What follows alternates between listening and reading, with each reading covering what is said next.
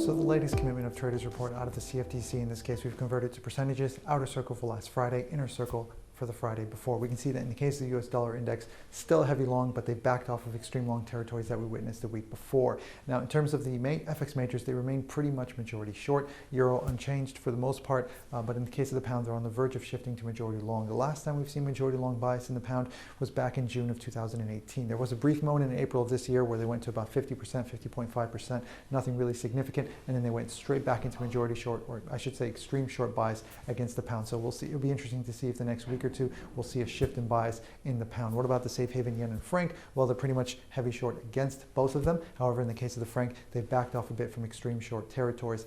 Canadian dollar remains the exception where they have heavy long bias, but in the case of the Australian dollar, they have upped their majority short bias, opposite the Kiwi, the New Zealand dollar, where they've reduced their bias to a percentage of about 60%. Now, in the case of commodities, gold and silver, this is the one case, the one exception, if you will, where both retail and institutional traders are holding the same bias. They're both holding heavy to extreme long bias. And for retail traders, in the case of silver, 91%, in the case of gold, about 70% heavy long. However, if you notice in the case of the CoT report, they've upped their extreme long bias in gold, silver, as well as oil, up a notch, and they're in extreme long territories when it comes to gold and oil. So what about indices? Last but not least, Nasdaq and Dow.